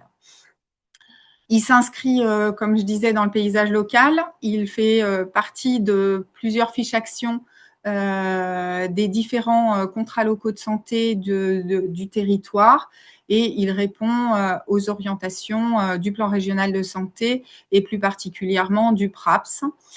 Donc l'objectif principal de ce projet, c'est d'agir auprès des publics les plus éloignés du soin. Comment Eh bien, en allant au plus près de ce public en situation de précarité ou d'éloignement géographique. Donc, on intervient dans les marchés, les événements qui ont lieu plutôt en ruralité et au sein des structures qui accueillent les personnes, le public précaire. Donc, on intervient auprès au sein des chantiers d'insertion, tout ce qui est relais banque alimentaire, à côté des structures sociales. On intervient aussi auprès des jeunes dans les missions locales, les bureaux information jeunesse, etc. Et on fait des actions de sensibilisation autour de la santé sexuelle et on fait aussi du dépistage. Donc, santé sexuelle, ça, on aborde à la fois les compétences psychosociales, les violences, mais aussi tout ce qui est contraception. Et auprès des jeunes, on va intervenir auprès des publics 11-24, 11-14 et après 15-25, en fait, on s'adapte au public. On intervient aussi, on a pour vocation à intervenir aussi auprès des publics en situation de handicap ou en situation de souffrance psychique. On est déjà intervenu en pédopsychiatrie auprès des ados. On fait aussi du repérage des violences subies, qu'elles soient présentes ou anciennes, du repérage du risque métabolique. On sensibilise à la vaccination, mais on pratique aussi la vaccination sur les lieux. Et on promeut la participation au dépistage organisé du cancer. Donc pour le cancer du sein, on a un buste qui permet un apprentissage à l'autopalpation, et puis la sage-femme, puisque notre véhicule est équipé d'un fauteuil d'examen et que nous avons avec nous une sage-femme, la sage-femme fait des palpations mammaires, elle oriente si besoin, et pour favoriser la participation au dépistage du cancer, on fait du lien avec le Centre régional de coordination du dépistage de cancer et la Caisse primaire d'assurance maladie pour faciliter l'accès à la mammographie et l'accès à un rendez-vous, parce que sur notre territoire, c'est particulièrement compliqué, comme dans beaucoup d'autres, mais nous, on est vraiment en grande difficulté de ce côté-là. On a aussi la chance, puisque j'ai mon réseau intra-hospitalier, de pouvoir avoir des créneaux de mammographie pour les personnes en grande précarité, en faisant du lien avec les infirmières médiatrices en santé des quartiers prioritaires. Concernant concernant le dépistage du cancer du col, de par l'existence de notre fauteuil d'examen et du fait d'avoir une sage-femme avec nous, on peut pratiquer les frottis au sein même du véhicule. Et pour ceux qui ne sont pas favorables à cet environnement qui peut être particulier, eh bien, on fait le nécessaire aussi pour avoir organisé des rendez-vous. Pour ce qui est du dépistage du cancer du côlon, eh bien, on présente le kit et on s'est construit un petit cabinet de toilette pour expliquer et puis dédramatiser le geste qui parfois est un frein à la réalisation de ce dépistage. Donc, en quoi c'est une démarche participative ? Eh bien, initialement, on avait prévu, quand on a répondu à l'appel à projet de l'ARS sur la manifestation des inégalités, l'appel à manifestation d'intérêt sur les inégalités sociales de santé, je vais y arriver, de l'ARS, on avait plutôt envisagé de faire du one-shot. Donc, on s'est dit, le territoire est grand, donc 2 fois par semaine, on se déplacera sur le territoire et on fera de la prévention. Et puis, en fait, dès qu'on a commencé à intervenir sur les structures, on s'est rendu compte qu'il y avait les gens n'allaient pas vers la prévention aussi facilement, n'allaient pas vers le soin aussi facilement, et il y avait besoin d'une récurrence. Et donc, on a écouté cette réticence, ces inquiétudes qui nous ont été exprimées à la fois par les structures et à la fois par les personnes qui nous disent « oui, mais en fait, vous êtes là aujourd'hui, mais demain ». Et du coup, on a décidé de venir de manière récurrente sur les structures pour favoriser la confiance du public cible.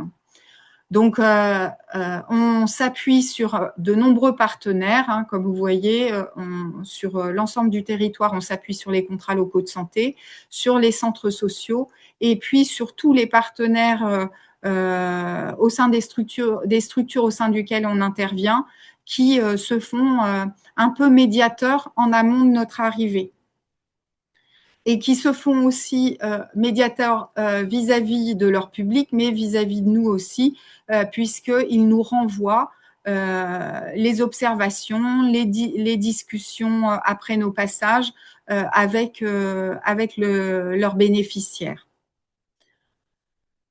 Donc, nous, on propose via ce dispositif un accès aux soins avec ou sans rendez-vous.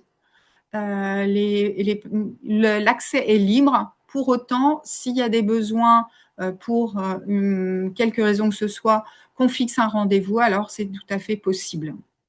On propose une écoute pro-littératie, on en a parlé tout à l'heure, l'accessibilité à l'information, elle est adaptée en fonction du public qu'on a devant nous.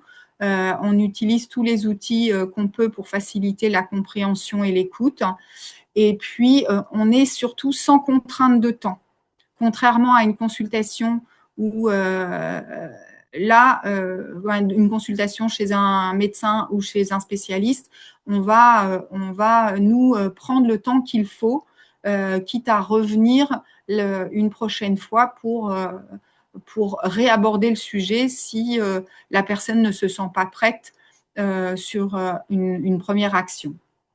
On essaye de redonner confiance au système de santé à des personnes qui s'en sont vraiment éloignées pour plein de raisons, mais aussi pour des comportements.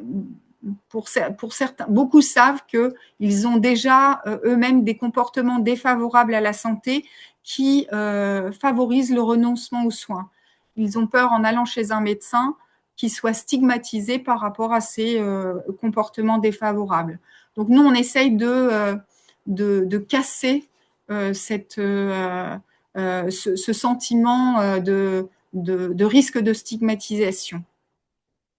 On a des personnes pour lesquelles certaines structures avaient proposé d'aller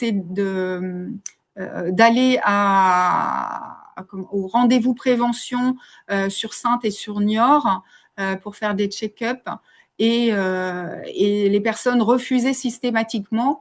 Et en initiant la démarche avec Santé en Mouvement, ils se sont à nouveau inscrits dans ces bilans de prévention.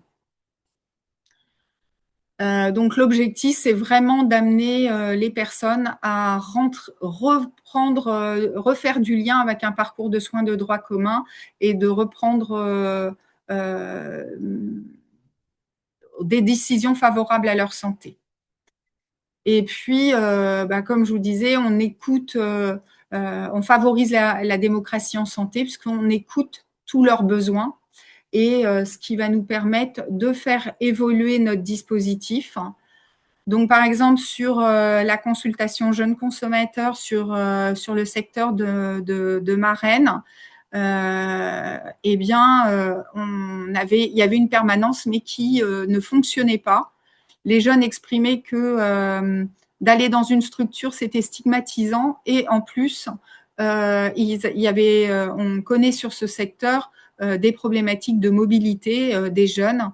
Et donc, on a mis à disposition notre véhicule pour que le XAPAS puisse faire de la consultation jeunes consommateurs vraiment au plus près du public. On est en train d'expérimenter. Excusez-moi, Carole, excusez-moi, je suis désolée de vous couper. C'est très intéressant. Toute la partie on a bien compris comment vous avez pu engager la démarche participative au départ. Sur les perspectives, je vous coupe, c'est juste parce qu'on a dépassé le temps. Sur les perspectives, s'il y a des questions, j'invite les participants à les poser. Ou est-ce qu'on peut avoir sur un site les informations sur ce dispositif? Alors, sur les perspectives, vous pouvez mettre, pas, mais par contre, vous pouvez mettre en lien, mais je pense qu'on a bien vu. Excusez-moi, je sais pas comment faire. C'est juste qu'il nous reste encore une expérience à partager et puis, si possible, un temps d'échange et on est sur la fin.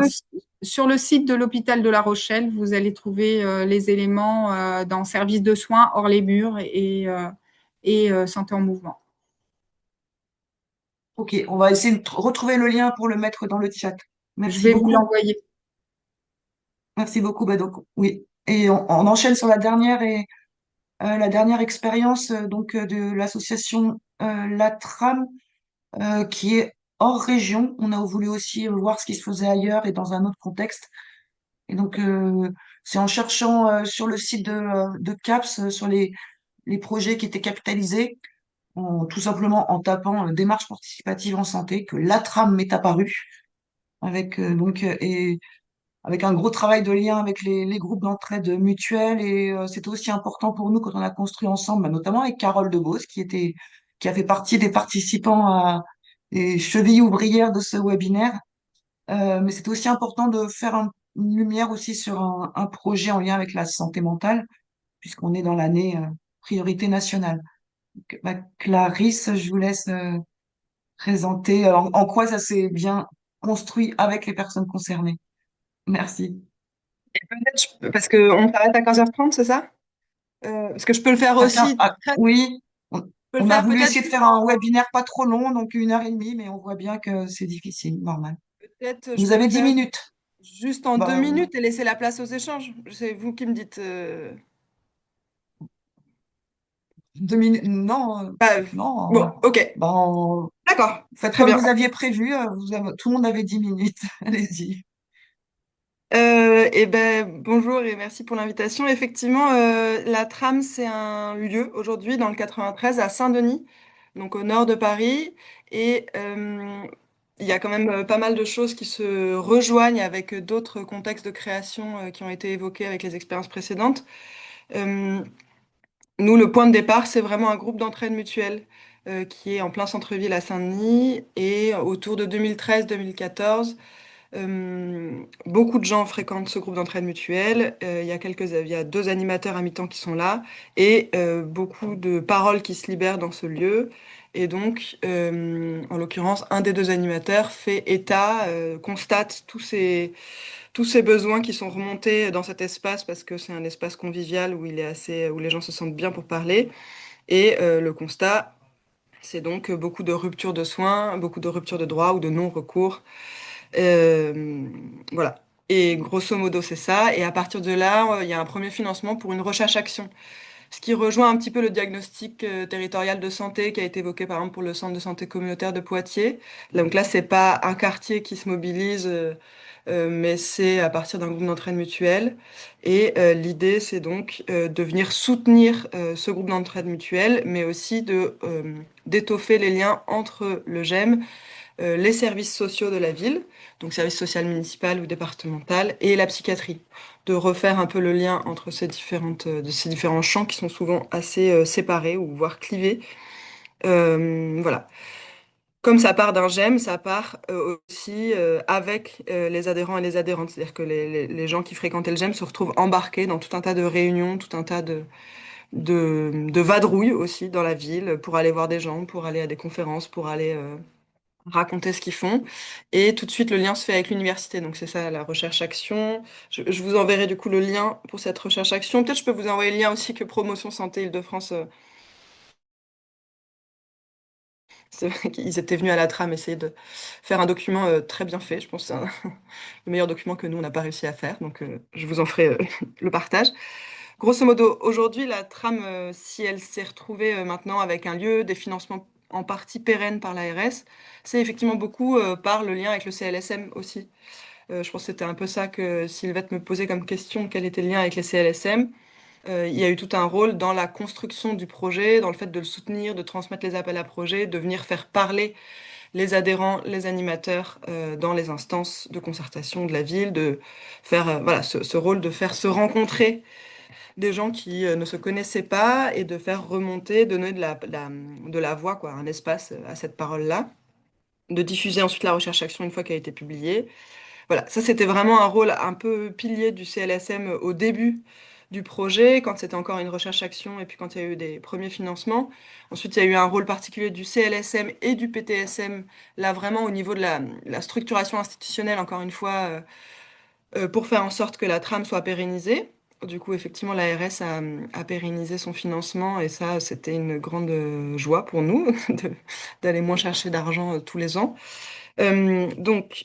Aujourd'hui, c'est un lieu qui est plus vraiment un projet, quoi. C'est une structure qui est ouverte tous les jours avec des permanences d'accès aux droits et d'accès aux soins sur un principe d'accueil inconditionnel, vient qui veut, du lundi au vendredi, avec ou sans rendez-vous.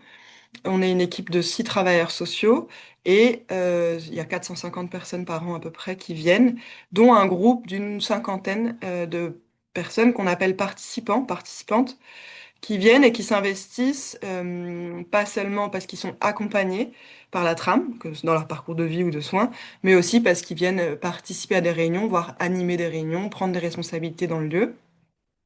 Voilà, donc on peut dire que la première mission, c'est celle de faire en sorte que les parcours de soins et de vie se passent mieux, donc du côté de l'accompagnement. La deuxième, c'est vraiment la question de la participation des usagers, qu'ils ne soient pas juste à la place d'assister à quelque chose ou de témoigner, ce qui est déjà important et fondamental, mais aussi celle de décider. Donc ça rejoint aussi des questions qui ont été posées plus tôt. Et c'est ça qu'on appelle la recherche-action permanente, c'est-à-dire qu'on a décidé que c'est pas parce que la recherche-action du début était terminée que la dynamique de recherche-action s'arrête. On s'est inspiré un peu des Belges et d'un lieu qui s'appelle l'Autre Lieu à Bruxelles, qui revendique ça et des financements pour une recherche-action permanente avec les participants. Nous, on les appelle donc les trameurs et les trameuses. Voilà, ils ont la possibilité d'être gratifiés. Donc cette cinquantaine de personnes peut être gratifiée jusqu'à 5 heures par mois. Ça, c'est tout un volet de recherche. Effectivement, l'intervention au tout début de Marie-Pierre Brun enfin, me parlait aussi beaucoup par rapport aux questions enfin, sur lesquelles on a dû plancher de très près, ne serait-ce que pour rendre concrètement possible cette gratification. Je ne vais pas développer maintenant. Peut-être juste sur la question des CLSM, dire qu'une fois que la structuration institutionnelle était plus ou moins gagnée, même si, enfin, comme disait la personne avant moi autour du centre de santé Poitiers, c'est jamais complètement gagné, et voilà, mais quand même, aujourd'hui, le CLSM, je pense que nos liens, c'est vraiment plutôt sur, on s'est centré sur le cœur du travail, qui est la question de la participation des usagers, en se disant, un chercheur qui avait passé du temps à la trame parlait d'inclusion interne et d'inclusion externe, en gros, de dire, c'est pas parce qu'à la trame, ou dans tel un autre espace, les gens participent aux réunions, s'investissent, participent aux décisions, que à l'extérieur de ces quatre murs-là, c'est facile. Il faut pouvoir soutenir les deux à la fois, qu'il y a quelque chose d'un apprentissage commun qu'on fait à l'intérieur du lieu, mais dont la vocation est quand même de sortir du lieu. Et l'un ne va pas sans l'autre. Et donc concrètement, aujourd'hui, nos liens avec les CLSM, c'est beaucoup ça. C'est beaucoup soutenir cette question de la participation des usagers dans les CLSM.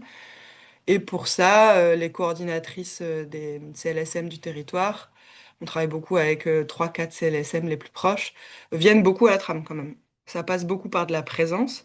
Et là, l'exemple dont je parlais au téléphone avec Sylvette pour préparer, c'est le CLSM d'Épinay-sur-Seine, Pierrefitte-sur-Seine et Villetaneuse, donc 3 villes limitrophes de Saint-Denis.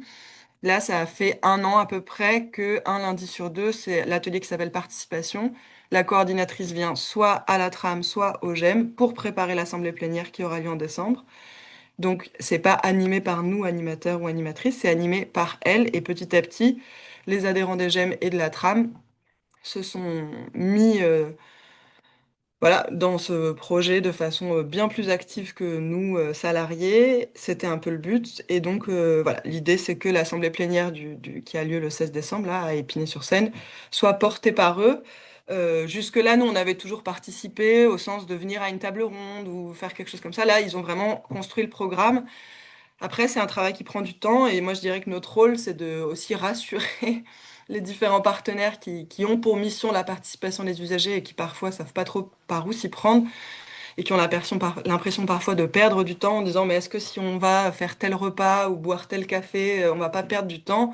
Nous, notre rôle à ce moment-là de facilitateur, c'est de dire il n'y a jamais de temps perdu. Plus les gens se connaissent et se familiarisent et peuvent s'appeler par leur prénom, plus ils oseront aller ensuite prendre la parole devant 100 personnes. Et voilà, par exemple, un des exemples, je pense que la coordinatrice s'en est même pas rendu compte comme une victoire en soi, mais moi, ça m'a beaucoup touchée, c'est que l'assemblée plénière du CLSM d'Épinay, finalement, c'est les patients eux-mêmes qui ont invité leurs soignants du CMP. Elle a invité le CMP dans un deuxième temps. C'est-à-dire que c'est eux qui ont porté l'invitation à leurs soignants. Et ça, moi, ça me semble très différent. Du coup, je ne sais pas comment se passera l'assemblée, mais je trouve que dans tout le travail en amont, qui est aussi important que le jour même, voilà, c'est un exemple qui m'était venu pour aujourd'hui. Peut-être je m'arrête là. Voilà, sachez en tout cas que s'il y en a qui passent par Paris ou Saint-Denis, c'est un espace qui est ouvert à tout le monde, donc notamment l'assemblée à laquelle je dois aller dans 10 minutes est ouverte à tout le monde, les voisins, les voisines, les partenaires et vous si vous le souhaitez. Ah, merci beaucoup. Merci beaucoup pour à la fois ça montre bien justement le lien, enfin la place qu'un coordinateur de CLSM notamment peut avoir dans n'importe quel projet. Et vous avez parlé de présence et voilà, c'est aussi on a des corps, on est des êtres humains Et c'est parce qu'on se rend compte et qu'on connaît les prénoms des uns et des autres et qu'on participe à des actions différentes ensemble Tout à fait. que ce lien-là peut vraiment exister. Euh, Merci à tous et puis merci aussi à Carole qui montre aussi qu'en tant que sur cette posture d'animatrice de santé publique, Carole, elle a aussi la casquette cadre de santé qui peut être simplifier les choses, mais qu'en tant qu'animatrice santé publique, on peut aussi enclencher, motiver, rassembler des acteurs complètement différents et mettre en place comme ça un projet avec les personnes concernées qui sont des personnes adhérents du Secours populaire ou enfin de la banque, enfin qui sont enfin, ce que pour l'ARS un peu étiqueté public prioritaire, vraiment éloigné du soin. Voilà. Et puis merci aussi à Garance. Vos trois expériences ont été très éclairantes sur notamment les liens qu'on peut faire avec les plans locaux de santé et surtout sur l'engagement qu'il y a et que ça existe encore. Et on va pouvoir juste passer aux questions. J'en avais une juste pour Angelo, si vous êtes encore là. C'était un peu une question juste d'histoire. Est-ce que vous avez Oui, l'impression, est-ce que vous avez le sentiment que les démarches de santé communautaire, elles ont connu un âge d'or à l'époque où AIDS était dans les rues, était connu partout, ou, et peut-être qu'elles sont moins encouragées aujourd'hui dans votre ressenti, dans votre sentiment, ou est-ce qu'au contraire, c'est parce qu'elles se normalisent davantage et on le voit dans les présentations qu'on a faites, elles sont là en fait de fait, elles sont là même si on les met pas forcément avec des haut-parleurs autour. oui, non, je pense que c'est Dites-moi. plutôt ça, c'est-à-dire qu'avant c'était quelque chose un petit peu particulier, à part, et on le voit de plus en plus, il y a plein de structures qui l'adoptent, et y compris dans le milieu médical, et même nos liens avec les institutions, les professionnels, les experts se font de plus en plus et de mieux en mieux, et donc ça se banalise entre guillemets, mais dans le bon sens du terme, quoi.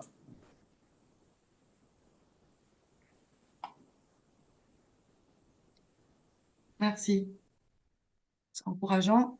Merci pour les bravos. Est-ce que vous avez des questions? Donc normalement vous pouvez, je ne sais plus comment on fait, vous pouvez les poser dans Q&R ou dans le chat tout simplement, ou normalement en levant la main, est-ce qu'ils peuvent intervenir, non? On peut ouvrir les micros si besoin. Oui, tu peux ouvrir les micros, Laura. Il y a plus grand monde. Il y a une question là sur le temps ouais, qui est Ouais. intéressante. Eh bien oui, ça prend du temps.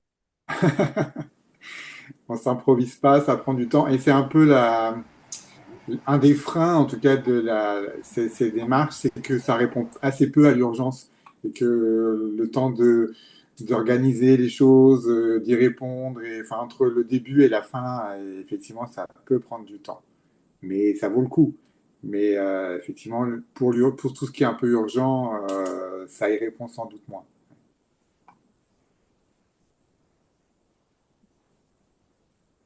Je sais pas, Peut-être. je nuancerai peut-être vos propos, si vous permettez.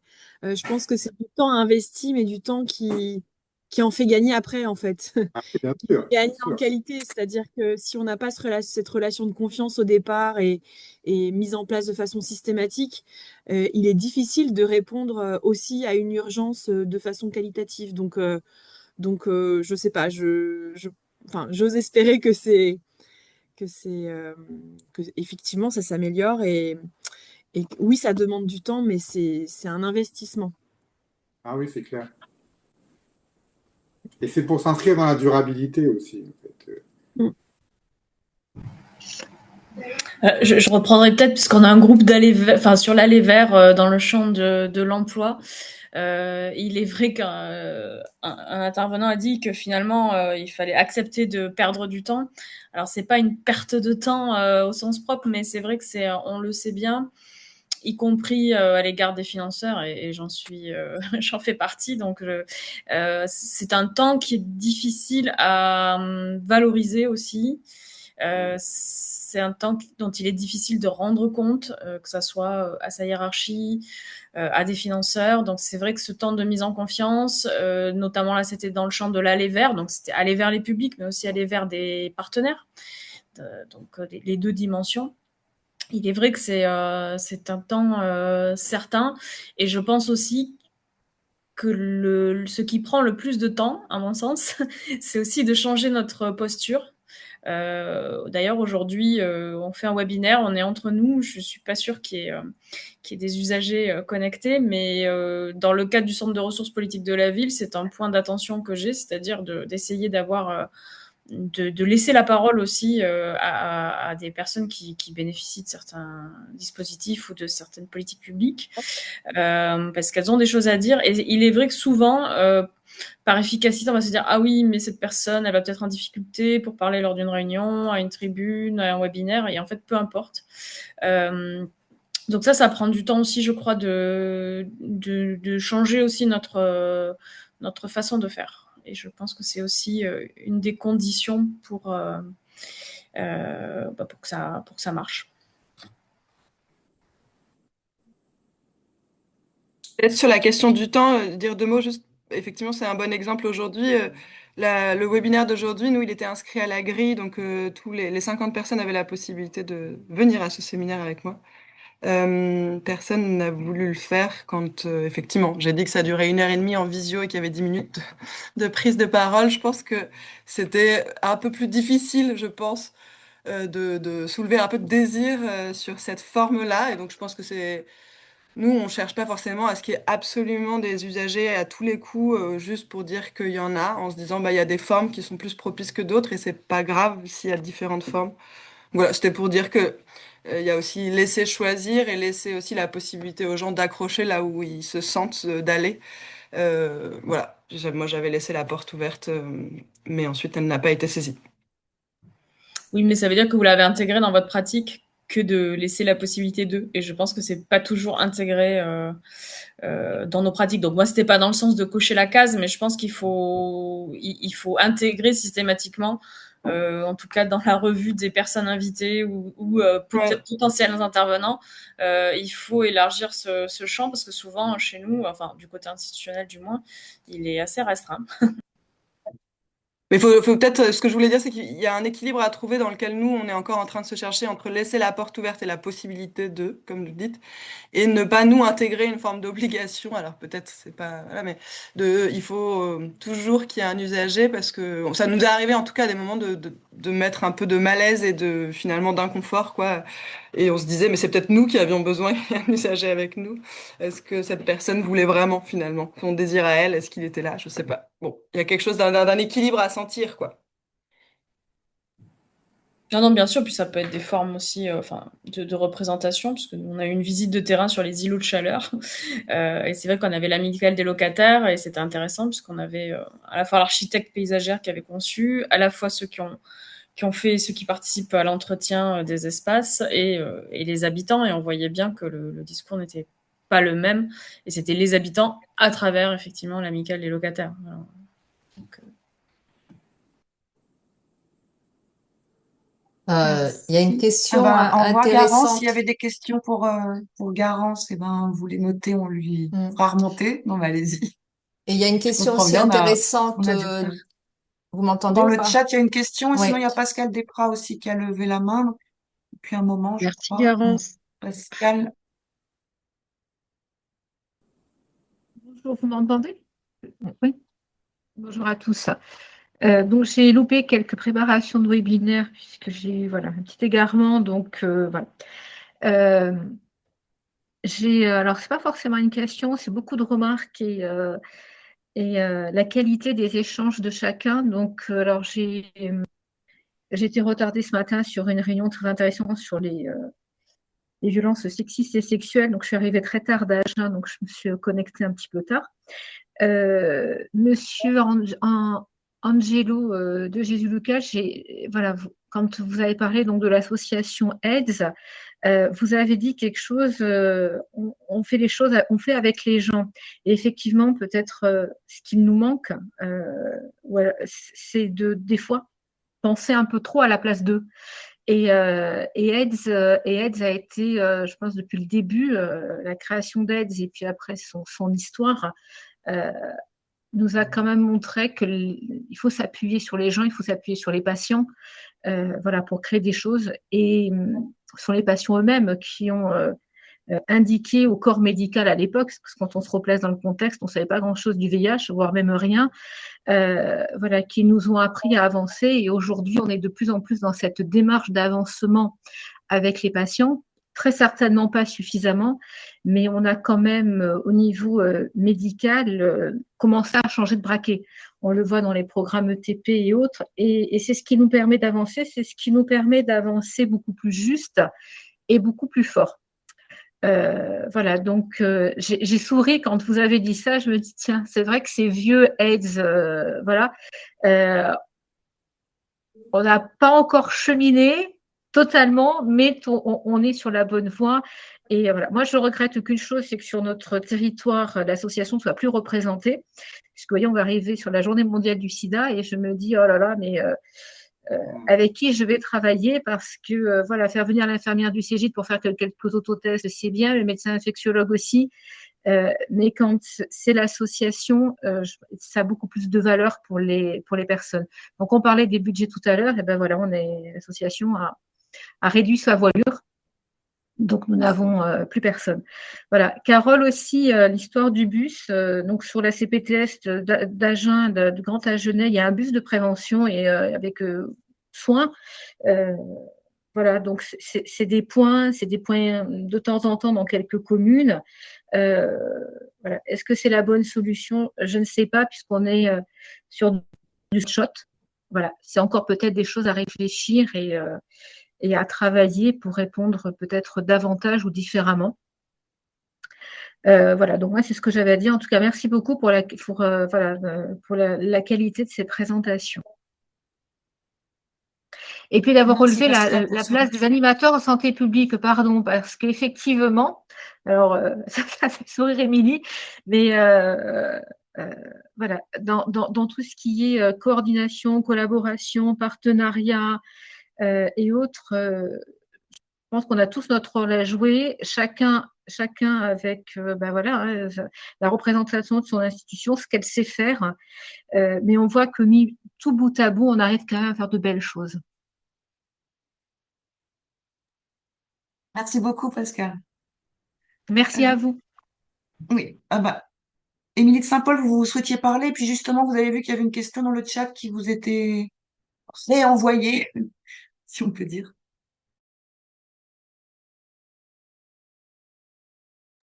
Votre micro. On vous entend pas.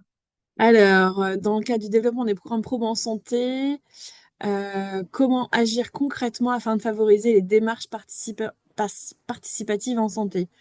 Alors, concrètement, moi, les programmes sont tous différents, donc je vais pas dérouler chacun des programmes, etc. Mais je pense que comme dans tout programme, c'est vrai que c'est un exercice particulier parce qu'on est sur une démarche plutôt descendante avec l'application de programmes probants, alors que dans les démarches participatives, on est plutôt sur de l'ascendant. Donc, c'est vrai que là, comme ça paraît pas très, très compatible.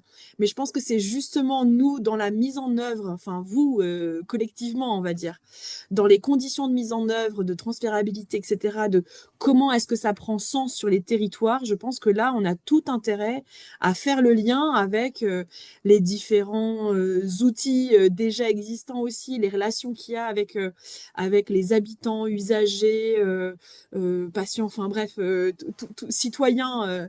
J'ai vu d'un point de vue terminologie, il y avait beaucoup HUC dans le côté sur démarche participative. C'est ça, c'est en fait comment est-ce qu'on arrive à mobiliser les uns et les autres pour pouvoir adapter de façon pertinente les programmes.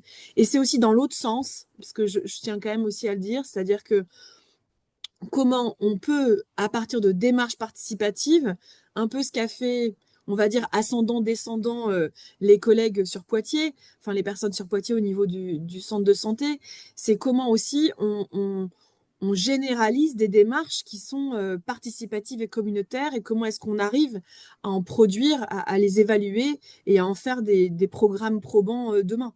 Donc je pense qu'il y a vraiment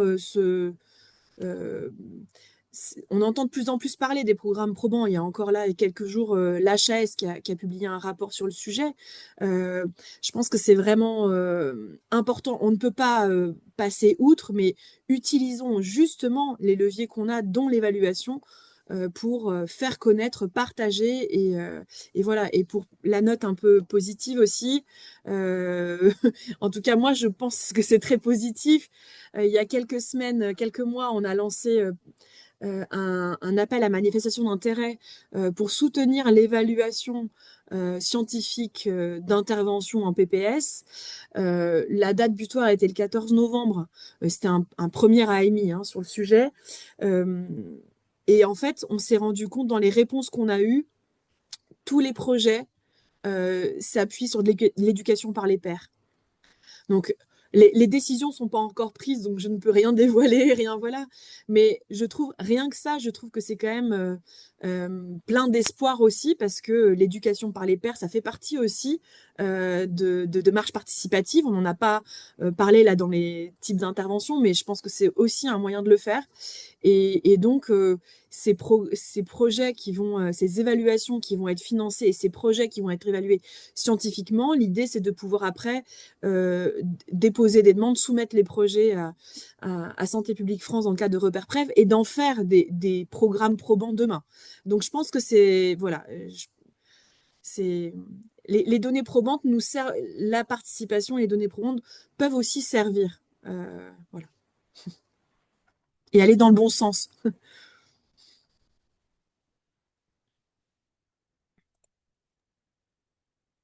Je peux juste rebondir sur ce que vous venez du coup d'amener, Émilie, ce que je trouvais très intéressant. Et du coup, ça m'a amené à me dire, effectivement, les programmes probants, ce sont, selon moi, à un moment donné, des outils qui vont être ou un levier pour autre chose ou pour voilà, aller un petit peu plus loin avec les publics. Et est-ce que... Enfin, on voit bien aussi la démarche de aide, cette démarche participative ou communautaire qui est très structuré et en même temps qui repose beaucoup sur la posture, l'attitude, le savoir-être. Et je me dis, est-ce que ce sont pas aussi des démarches qui pourraient être justement mises en lumière dans leur efficacité et des méthodes d'aller vers l'autre aussi. Enfin, on le voit aussi en éducation thérapeutique du patient. Comment est-ce que jusqu'à quel point on est dans la croyance de ce que dit le patient pour réellement l'accompagner de façon très juste. Et moi, je me dis plutôt que dans ces démarches-là, plutôt que des programmes, est-ce que ce serait pas plutôt des postures, est-ce qu'il faut pas faire évoluer tout simplement la posture éducative aussi? Oui, oui, enfin là, évidemment, après, je pense, comme le disait Pascal tout à l'heure, c'est à tout un chacun avec notre niveau, nos moyens d'intervention, nos leviers et les autres acteurs avec qui on travaille ou peut-être systématiser, c'est notre posture à nous collectivement et chacun, à tout un chacun. Et c'est le réflexe, quel que soit notre poste, de se dire comment est-ce que je vais aller solliciter. Comment est-ce que je vais pouvoir mettre de la démarche participative là-dedans? Et ça peut être à plein d'échelles.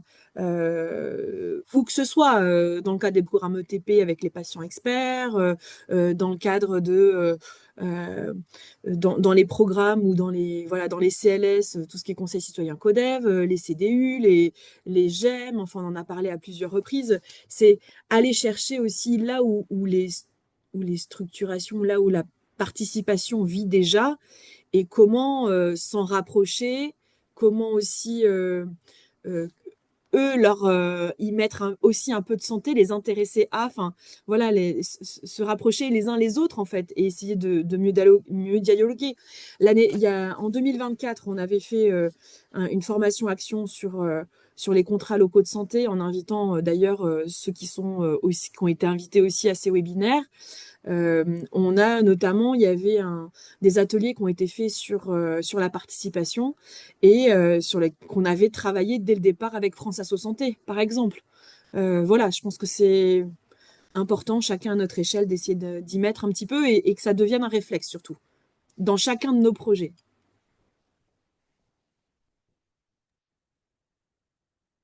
Merci beaucoup. Je propose qu'on clôture nos échanges, qu'on a quand même débordé, et puis il reste quelques participants en ligne. Et je voulais simplement repasser la parole à ma collègue Sylvie, parce qu'avant de vous quitter, on voulait juste vous donner 2-3 informations complémentaires. Sylvie, je te laisse la main. Voilà, c'est surtout pour faire le lien. Vous allez recevoir dans les jours prochains, Laura, tu nous confirmes, ce qu'on appelle un Geniali. Ce Geniali, c'est